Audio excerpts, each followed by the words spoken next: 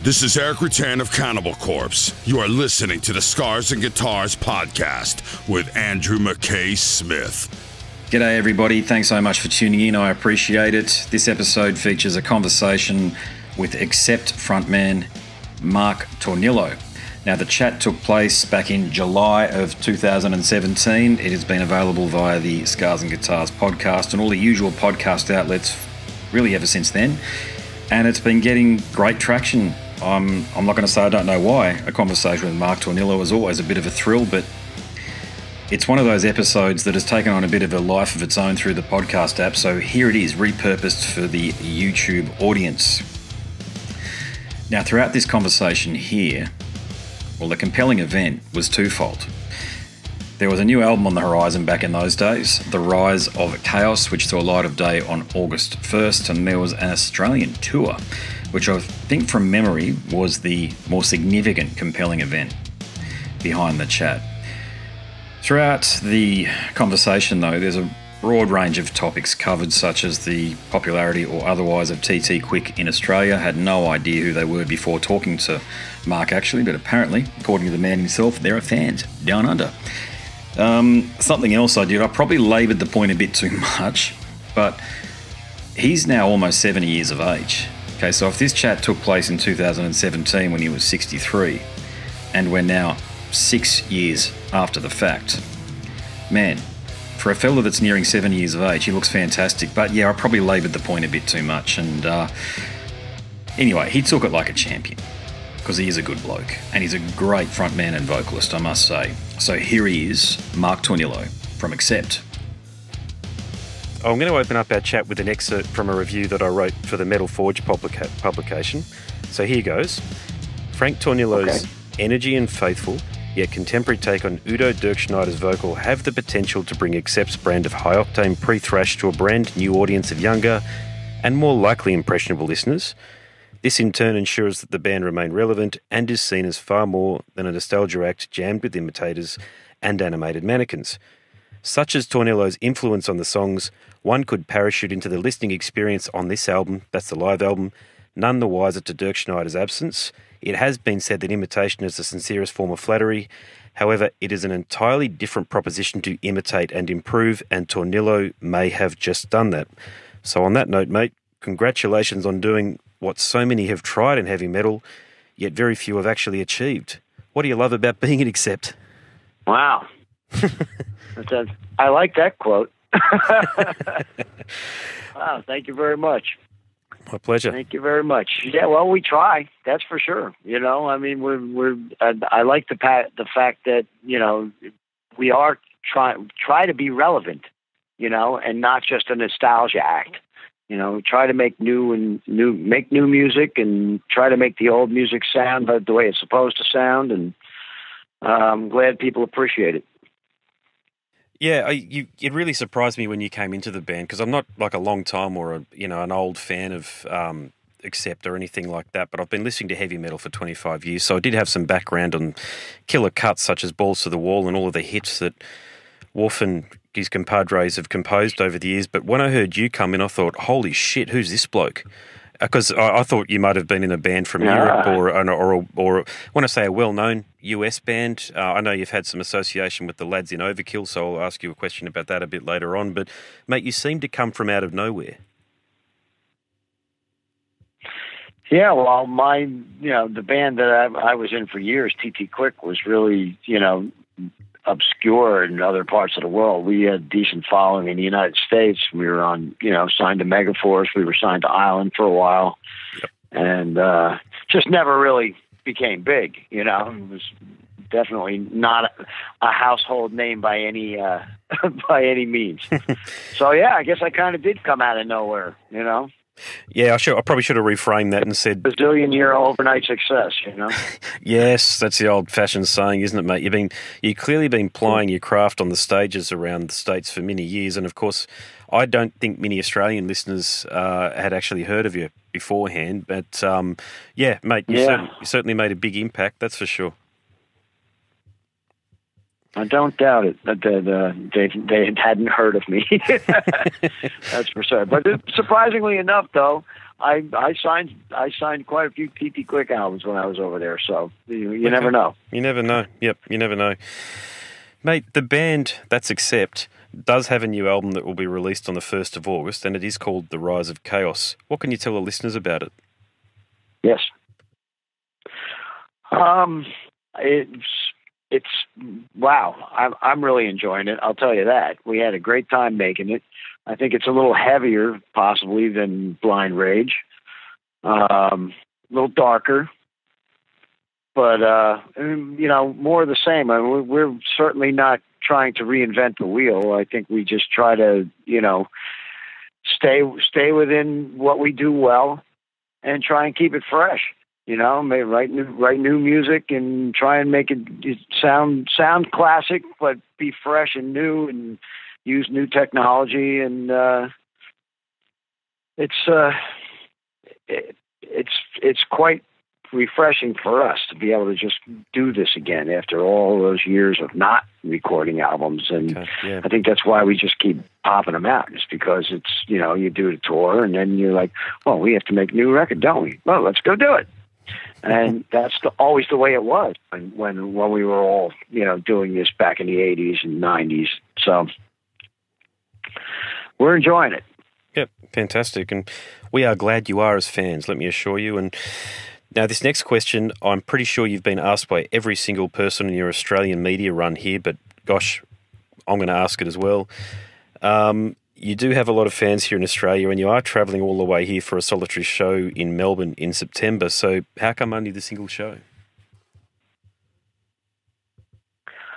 Well, from what I understand, I have nothing to do with booking. I have nothing to do with any of that. So what I have heard, though, is that this, it's a one-off. We're going to play Japan. When we leave Japan, we're coming for a one-off show in Melbourne.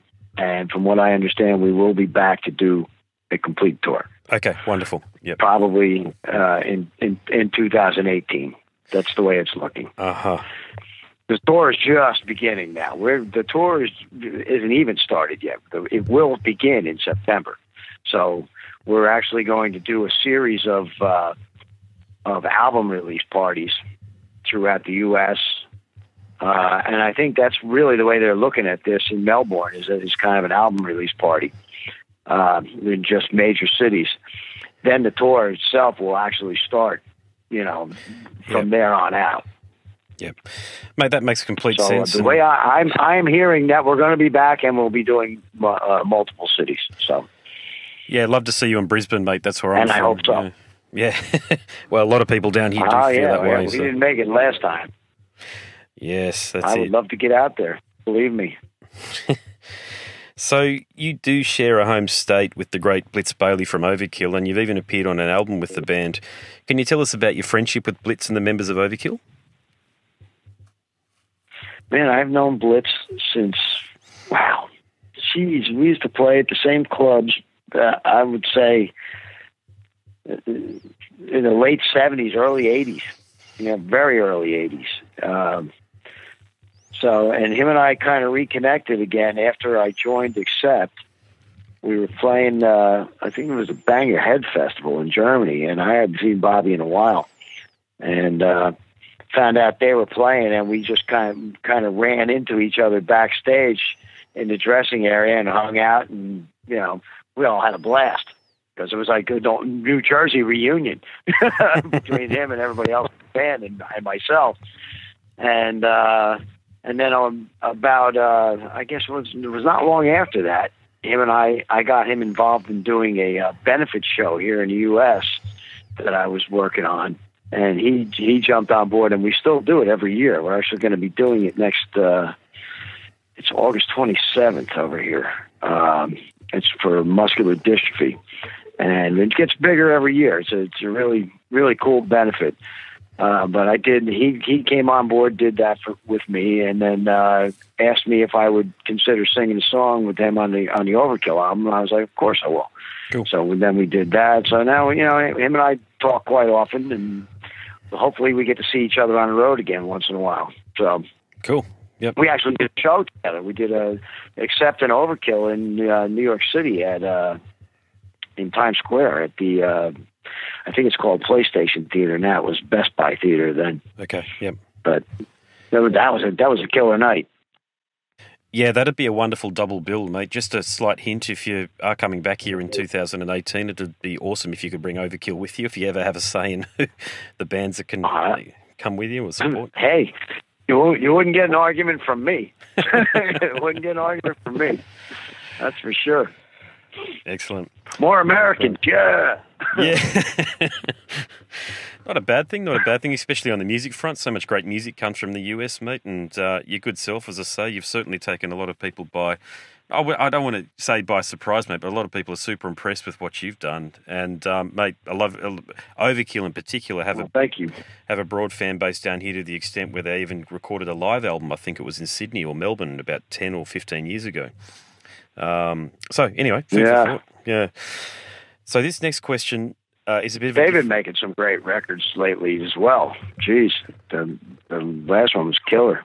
Oh, yeah, it was. Yeah, I actually went to the extent of buying it on cassette because cassettes have become all the rage again. I don't know whether you know that, but I've got young daughters and... vinyl's been all the rage here. I haven't seen any cassettes, really. Oh, my goodness. Yeah, I bought their new album, The Grinding Gear or The Grinding Wheel, I think the name of the record is. And yeah. I bought it on... I even went to the extent of buying a little shoebox cassette player. So I've been playing it around the house. I've got two young daughters. And, no kidding. Yeah, so I've been playing the Overkill album, the newbie from... These are another new... Oh, no, Overkill are a New Jersey band, but neighbouring state, New York. That's crazy. Immolation, I've been playing their new album on cassette. Yeah, Nuclear Blast have been releasing them all. What's next, 8 tracks? Maybe. Maybe, yeah. It's sort of trending in that direction. Yeah, you never know, do you? You know. All right. Unbelievable. Yeah, well, vinyl is all the rage over here again. You know, it's nuts. Sell more vinyl than CDs. CDs, I think they're going to stop making them. Yeah, and look, I know a lot of people disagree with me on this point, and I can kind of understand that. I don't really see the place for CDs these days with MP3s and FLAC files. Vinyl, I definitely see. Right. It has a place in a music collector's, in a music fan's collection. The reason for that is you've actually got an artifact. You've got this giant, not giant compared to a CD. It's a lot bigger, but you've got the artwork. You can actually read. Agree. You can read all of the liner notes, which include the thank yous. And I remember you probably did the same thing, mate. But I remember as a young fan reading the liner notes on Faith No More and Megadeth albums and wanting to find out who the hell these bands were that they were thanking. And that's a lost art. Yeah, I agree. I totally agree. You need a magnifying glass to read them on the CDs. So. Oh, you do, and that was my point. Yeah, you do. You need a magnifying glass. So I think it's got to the point now, and I haven't bought a CD, admittedly, in about, it'd be years, 10, 15 years or something. But I think the last one, I can actually tell you the last one I bought, it was Celtic Frost Monotheist, so that was 2006, so that's 12 or 13 years ago now. Yeah, and I can't actually recall what was in the liner notes there, but I do remember in the lead up to that buying CDs, and the liner notes weren't what they used to be, I can assure you. There was no big, long thank you list. Oh, no. You'd even see the same guitar text in metal album sleeves pop up in different albums. You'd even go down to that finite degree of investigation when you're a real fan of this genre. So yeah. Anyway, vinyl maybe making that, maybe reinvigorating that aspect of it, so as more people get thanks in albums. But there's a whole lot more romance involved, I think, with the vinyl, especially the gatefold vinyl. When you get that fold out, and it's a beautiful thing. Yeah, what was your favorite vinyl release growing up, or favorite vinyl releases growing up? Oh my God!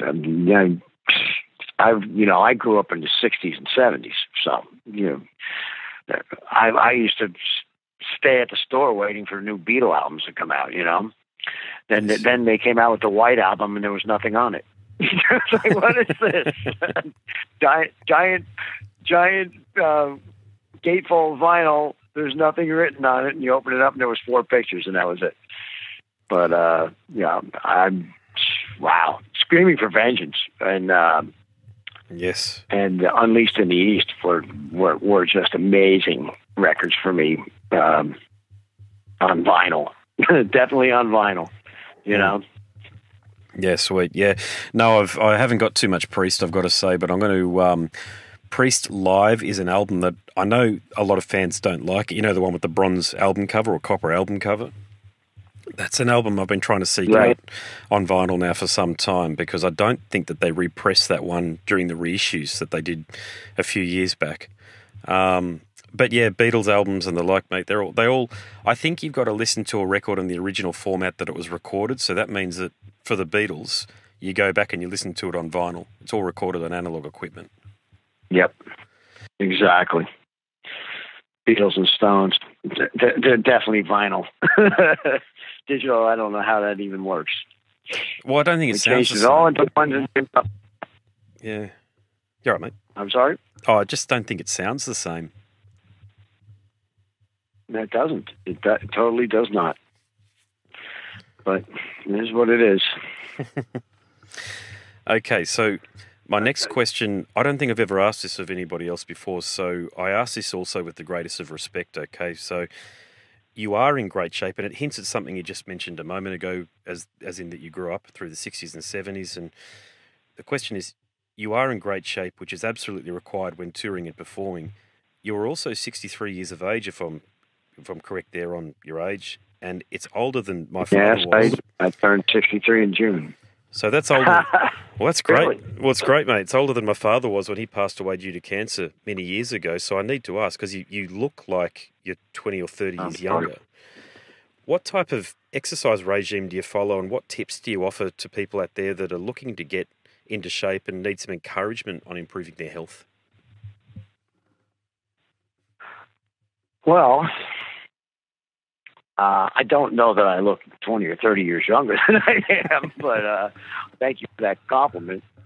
I've always just kind of stayed in shape, you know? I mean, it's difficult to get in shape when you're out of shape, I would imagine, but I've never really been that far out of shape. I've always maintained an exercise regimen. I've always gone to the gym.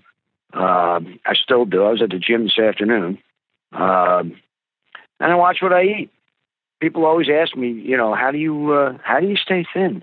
So, well, here's what I do is when my pants get tight, I stop eating. I don't buy new pants. Yeah. Yeah. Because if you just keep expanding, you're going to expand, aren't you? So, and that's always been my philosophy. You can always back off, and I can eat tomorrow. I'll eat more tomorrow. But I don't know. I think it's a frame of mind as well, too. You got to want to be young. You got to want to feel young and look young, or else you won't. You just kind of give up, I think, sometimes. And I'm not quite ready to give up yet, so. Yeah, no, good on you, mate. And do you have, if you don't mind me asking this question, of course, mate, feel free to tell me to bugger off, but have you got kids? Yes, grown kids. Grown kids, yeah. A 30-year-old daughter. And my son is 23. He'll be 24 in December. So, what do they think about their old? And they're coming to Vakken with us. Oh, really? Okay, so they're right into the middle. Neither one as of well. my children have ever. Yeah, they've never been to Europe, and they're coming to Vakken, so they're just a little bit excited. So, I can understand that. And what do they think about their old man being the front man of one of the most revered heavy metal bands of all time? I think at first they didn't really get it, but they kind of get it now. So they're both enjoying it. It's kind of crazy. My son is, will run into people and their parents will go, "Is your father the guy that accepts? Wow, that's holy crap!" So he constantly gets it. It's kind of funny.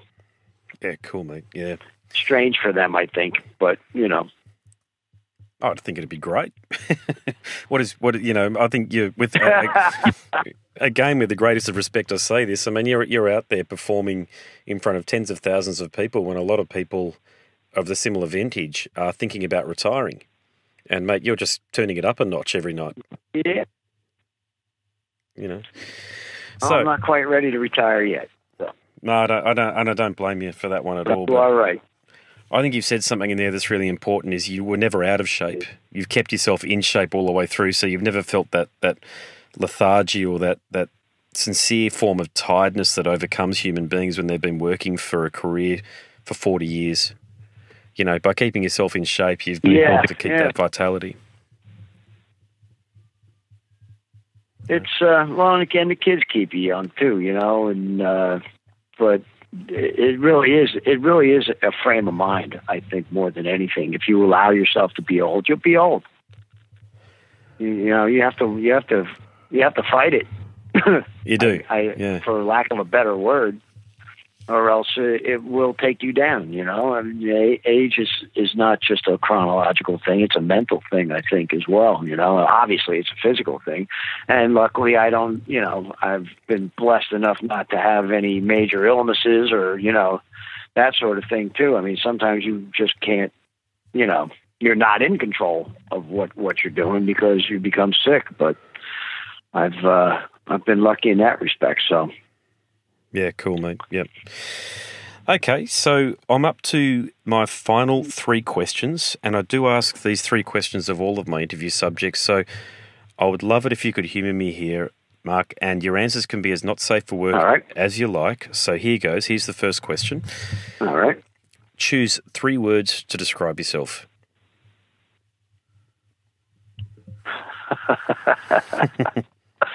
3 words to describe myself.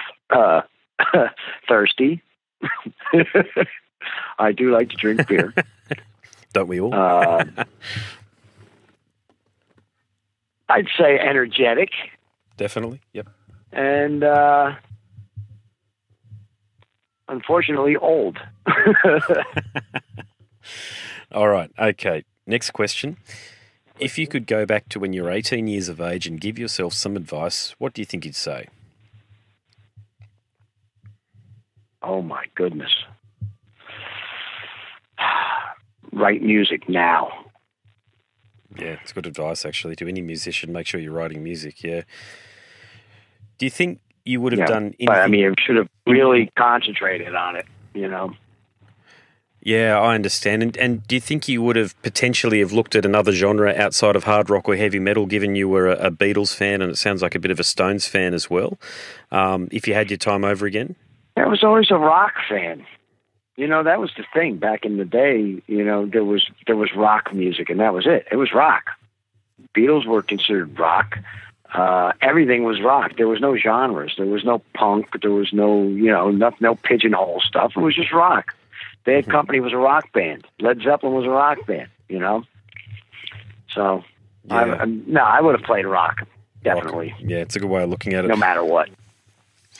I think there's such a emphasis on genres these days, and it's almost impossible to keep up with the genres and the subgenres, and it's polymorphic, isn't it? It is. I mean, that's why. I mean, I like bands that you can't pigeonhole. And that don't play that game. I mean, we're considered a classic metal band, I guess, but I think Accept is a rock band. Yeah, the way we go out, the mentality that we have, I certainly agree with that perspective, no doubt about that. I think when I think now, I only refer to you guys as heavy metal because that's the way the media does and most fans do. But when I think of putting on a great rock and roll record, I do as well. Yeah, but when I think of putting on a great rock and roll record, it's one of your ones. You know what I mean? I'm not reaching for a lot of other things, and a lot of people refer to it as metal, but I'm with you, mate. I think of it as rock and roll. Well, thank you. Thank you very much. All right, my final question. Here we go. What 5 guests from any time in history, living or dead, would you invite to dinner? What time period would I like to live in? Is that what you're asking me? No, what 5 guests, living or dead, from any time in history would you invite to dinner? Oh, 5 guests. Okay. Wow. Bon Scott, for sure. Living or dead, huh? Living or dead. Wow, this is a tough one. Paul McCartney. Yep. Notice they're all musicians so far. That's all right. That makes sense. You're a musician. Yeah, well, don't really want any politicians or movie stars. Who else? Marilyn Monroe. That would be interesting. Wow. Okay. Haven't had her before. There you go. Maybe Elvis. Okay. Cool. Yep. And one more. Let's see. Living or dead, huh? Wow, this is tough. This one stumps people, yeah. Maybe, I'm trying to think.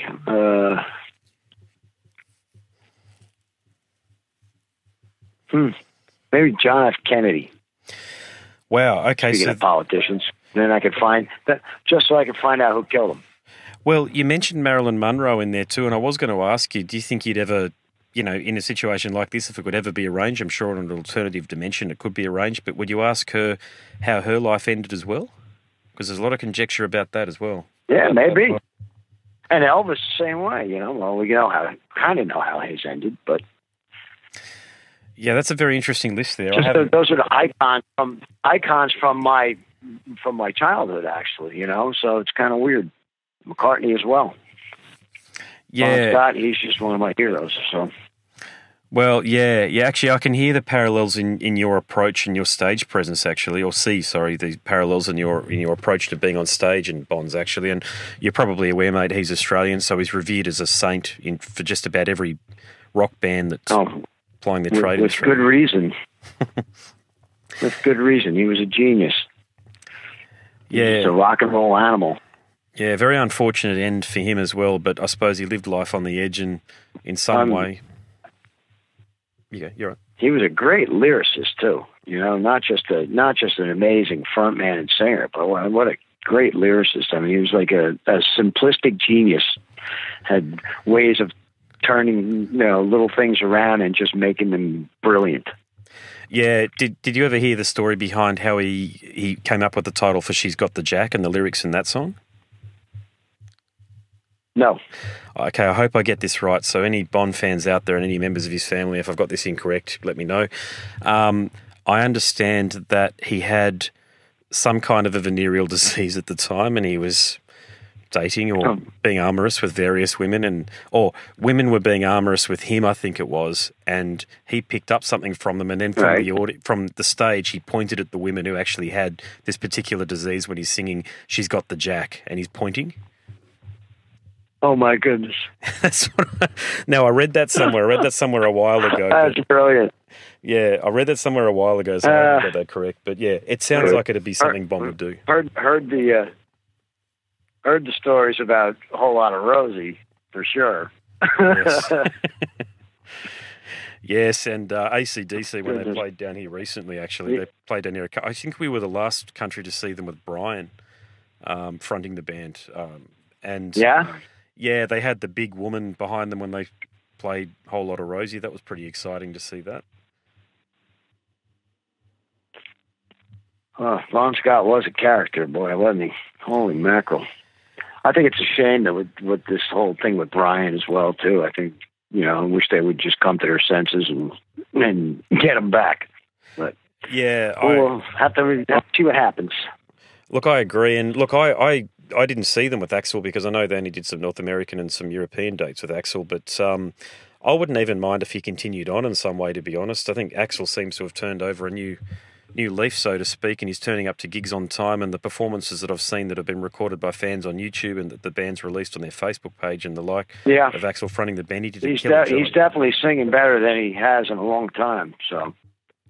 Yeah, no, agreed. I don't know where it came from, but turns out, I mean, he was always a great singer on studio albums, but live I always felt back in the day that he left a bit to be desired. There wasn't the preparation there because of all of the partying, but mate, lately he's just, the show that he did in Brisbane at the beginning of the year, mate, he floored me the way that he was singing. It was excellent.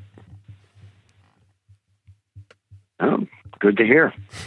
Good to hear. So that's it from me, mate. Any final words of wisdom for those that are listening? words of wisdom. Beware the rise of chaos.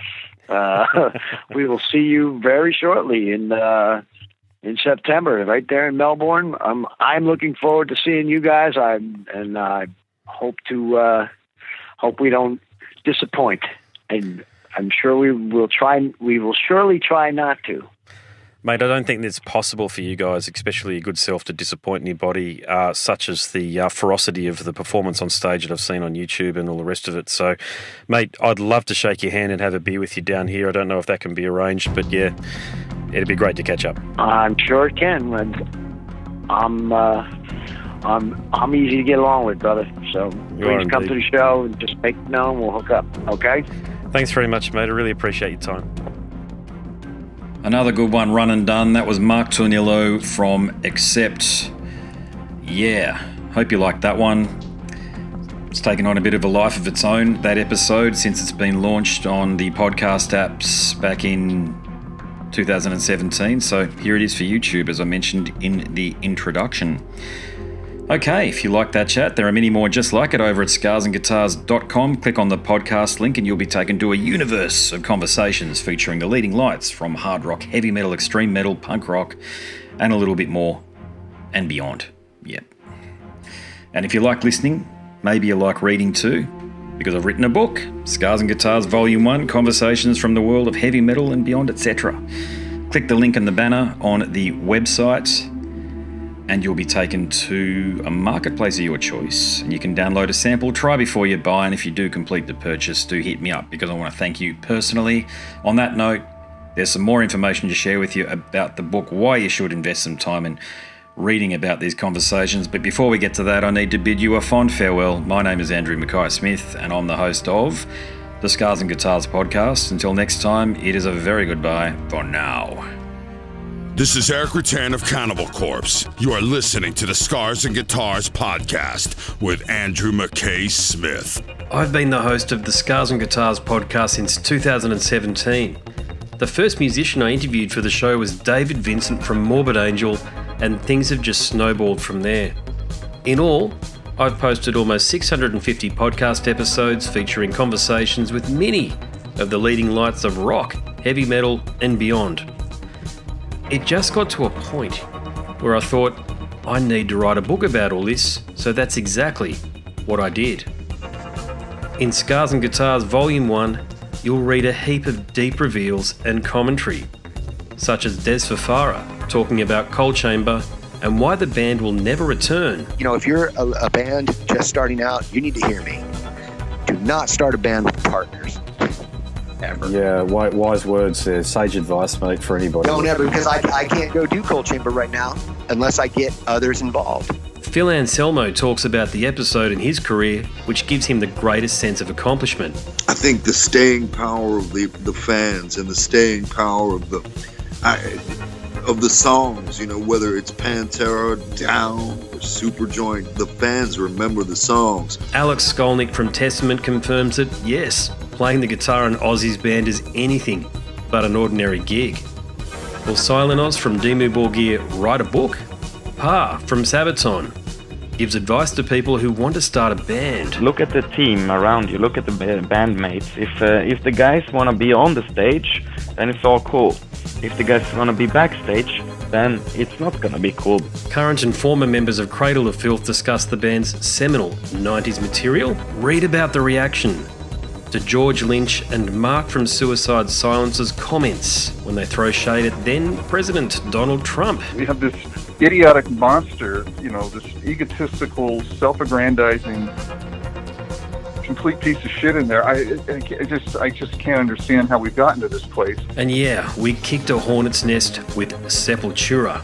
Percussive overlord Gene Hoglan talks about recording with Chuck Schuldiner. Chuck was always, he was very open-minded, and he was into having his musicians that were playing with him just reach out for the best stuff that they had. Phil Campbell from Motorhead discusses what it takes to get sober. John Five answers his critics who dismiss his tenure with Marilyn Manson. You know, my name is John Five, and Manson gave me that name, and I had some of the best years of my life in that band and learned a lot. And we get the lowdown on Trey Exagtoth from those who would know, including his mother. All across Scars and Guitars Volume 1, there are moments of tension, relief, tragedy, exhilaration, and throughout it all, you'll obtain insight that I believe no one else has managed to obtain from many of your favourite artists. So treat yourself. Scars and Guitars Volume 1 is currently available as an ebook with a print edition on the horizon. Follow the links attached and download a sample. I'm sure you'll be compelled to read the whole book.